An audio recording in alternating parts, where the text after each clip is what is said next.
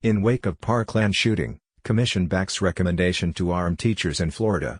Fort Lauderdale, Florida, the commission investigating a shooting massacre at a Florida high school unanimously approved its initial findings and recommendations Wednesday, including a controversial proposal that teachers who volunteer and undergo training be allowed to carry guns. The 15-member Marjorie Stoneman Douglas High School Public Safety Commission's 446-page report details what members believe happened before, during and after. The report, which the commission sent to Governor Rick Scott, incoming Governor Ron DeSantis and the legislature, is also critical of the Broward County Sheriff's deputies who failed to confront suspect Nicholas Cruz, and of Sheriff Scott Israel, whose office did not at the time have a policy requiring them to rush the three-story freshman building where the shooting happened.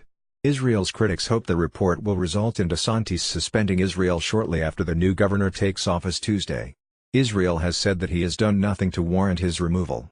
The report also details failures in the county school district's security program that members believe allowed Cruz, a former student known to have serious emotional and behavioral problems, to enter campus while carrying an AR-15 semi-automatic rifle in a bag. Even since the shooting, not all Florida school districts and campuses have been taking security seriously, the report says, noting that several districts have been slow to complete mandated reviews of their safety plans and procedures. Safety and security accountability is lacking in schools, and that accountability is paramount for effective change if we expect a different result in the future than what occurred at Marjorie Stoneman Douglas, the report says. Among the panel's chief findings and recommendations, state law should be changed to allow teachers who pass an intense training program and background check to carry concealed weapons on campus. Pinellas County Sheriff Bob Gualtieri, the panel's chairman, argued last month for the change, saying teachers are often the ones who have the best chance to stop a school shooting quickly. Under law passed after the shooting, districts can elect to arm non-classroom employees such as principals, other administrators, custodians and librarians who undergo training. The only teachers allowed to arm themselves are current or former police officers, active military members or junior reserve officer training corps instructors. 13 of the state's 67 districts arm non-teaching employees, mostly in rural parts of the state. The state teachers union and PTA oppose the proposal to arm teachers. They argue that adding more armed people will make campuses more dangerous and say teachers should not also be acting as armed guards. Deputy Scott Peterson, the longtime school resource officer assigned to Stoneman Douglas, was derelict in his duty. Video shows Peterson drawing his gun and taking cover outside the building.